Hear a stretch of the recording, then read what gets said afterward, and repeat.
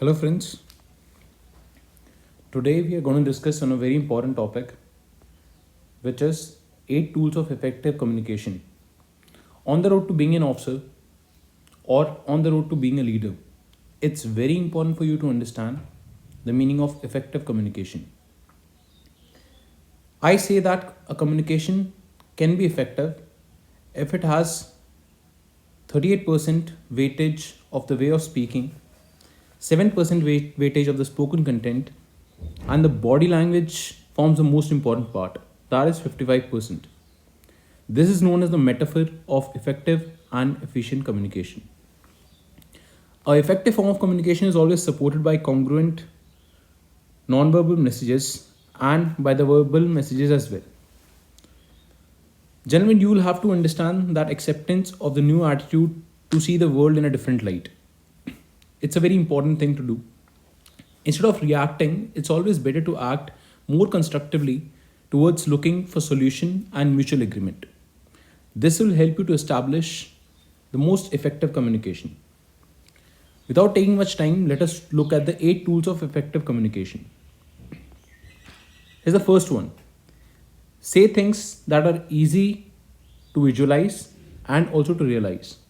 What do I mean by this? It's very important to understand that at times we speak things that are impractical. We have to stop doing so. We cannot imagine a pink elephant because it doesn't actually exist. So we have to say things that are easy to realize and to visualize as well. You cannot just go out to a person and tell him to forget the number 4 and tell him to forget some kind of color that is orange. He'll always do against it. There'll be reaction from his body which will make him go against this particular notion. Now, I'll explain it through certain very basic examples. You must have realized that in today's era, we are able to understand the content displayed in the form of video in a much better way. Take example of WikiHow, where everything, every process has been explained through certain pictures. You're able to easily understand that. Or let's go to a classroom where a teacher is teaching and whatever she's saying, she's able to make those students visualize and understand it in the best form. So always try to relate your words with a picture. That will help your listeners to understand what you're saying. The next tool is precision of language. It's very important for you to understand that you have to mention exactly what you want to convey. If you go to a store, a footwear store, and the salesman comes running to you and he asks, "What do you want? What is the requirement?" Then you tell him, "I'm looking for some shoes." He'll put the whole store upside down to make you see different kind of shoes, and at the end of it, you'll be landing up nowhere. But if you go to a particular store, tell the salesman, "I'm looking for brogues, 8 size, and probably a shade of brown." It'll be very easy for him to take you through the section, and it'll be very easy for you to get what you need as well. So precision of language, that is exactly what you want to say. You have to convey only those points. Only then a communication has to be effective. Third rule, which is you have to formulate your thinking very positively. It's important to not always point out people on what not to be done. Negation attracts criticism and poisons the conversation, and obviously you lose the feel of it. Imagine a particular store, an Apple store, where you're the manager and you realize one of your salesmen is not able to handle a customer properly. Instead of pointing him out, you just have to go over there and show him how it's done. Tell him to do it in a proper way instead of just bashing him. The next is talking to others or yourself. You need to understand that whatever you convey, you cannot impose it on anybody. Your ideas are your ideas. They cannot be imposed on a particular person. You cannot get into him and tell him to actually see them the way they are. He will have his own interpretation of those ideas through the mental filters that he is going to apply on it. Instead, you should first make yourself understand what you're trying to say. First, you should be able to convince yourself, and only then you will be able to confidently deliver your content and convince others as well. Let's move on to the fifth one. Stop imposing your thoughts. Now you see reality in a different way. For you, truth, beliefs, and everything would be your own choice and it will be different from the world. Never draw conclusions. Like if you see a person crying, that doesn't really mean that he's actually sad. You cannot impose that why are you sad. There might be a reason he is peeling onions and that is why tears are trickling down his eyes. So it's not necessary that what you think or how you think that things are, they exactly are the same way. At times, we encounter situations where we say, I know what you're going to say next. Probably because the person in the similar situation acted in a way. We don't have to draw any conclusions. You don't have to read minds. Be a patient listener and let the speaker communicate to you and then understand what he's trying to say. Let's move on to the sixth one. This one is very important for people who are concerned with developing healthy relationships, avoiding conflicts, and are hell bent on not wasting their time and energy. Never offend your interlocutor. By that I mean, never say something that is offensive because the offensive statements always activate the defense mechanisms. Take the example of a relationship between two people, probably a love relationship. The guy says to the girl, you don't love me anymore. Obviously, she's going to repel. She's going to cry and she's going to say, it's not true. I actually love you. Then he would come up with another statement. You constantly keep fighting with me every day.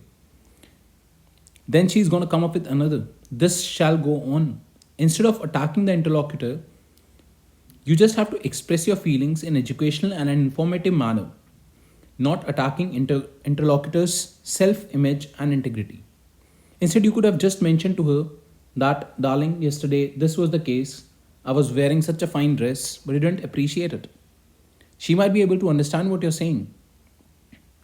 But otherwise, if you directly come with an offensive statement, she'll never be able to. Let's look on to the seventh one. Don't generalize people's opinion. Instead, you have to specify them. This works really well when you're appreciating somebody. If you just are a manager at a corporate office, enter the office, you have to appreciate an employee, go over there, you pat on his back, and you're like, you've done a great job. But is that what he's asking for? No, you have to specify it to him that I really appreciate the way you worked with that client yesterday. You were so fluent and you were able to convince him on the aspects of buying a product. That can be certainly a good way of giving a compliment in a good manner. You never have to judge people on the basis of inborn capabilities or traits, something they're born with. Instead, you should judge them on the behavior. That is always appreciable. For instance, let's imagine you really cannot understand, you cannot transplant people's brain if they're not intelligent. Instead, you can refer to their behavior that is subjected to a lot of changes. If you appreciate his behavior, next time he'll behave in a far better way. Instead of telling, let us take example of an interview. Instead of telling the interviewee that you should have come more prepared for this interview, or that you are really stupid and I'm not recruiting you. You should just, if you have to not recruit him, just you have to say this particular thing that you should have read more about the company, about the job profile, and if then you would have come, there would have been high chances of we recruiting you.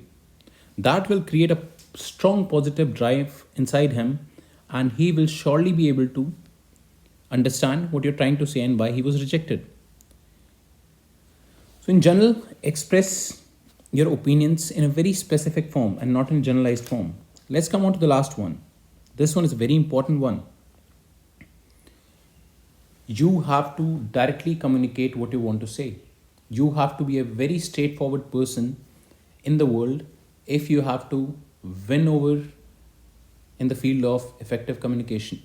Now, a reassuring lie is appreciated by 1,000 people where they get to listen what they actually want to listen. but an inconvenient truth is never looked upon by anybody. You need to understand that you have to be a straightforward person so that you can clearly depict all that you want to say, and you never have to deliver messages in the form of a double meaning in which the said content differs from the real intention. By doing so, you will create distrust with your communicator. Just be straightforward. That doesn't mean you have to be harsh. It just means that you have to observe social correctness, emotional intelligence, empathy, and sensitivity while being direct. Gentlemen, let's end the video with this good proverb. Good communication is the bridge between confusion and clarity. If you are keeping all these aspects in your mind, you will establish clarity and there shall never be confusion. Nat Turner had put this out really well, and I believe on this too. Gentlemen, I thank you all for watching this video. And if you have any doubts or anything pops up your mind, just mention it in the comment section. I shall be coming up with more such videos based on communication, personality, leadership, and thereafter in the later stages, I will start focusing on the aspect of SSB. Thank you.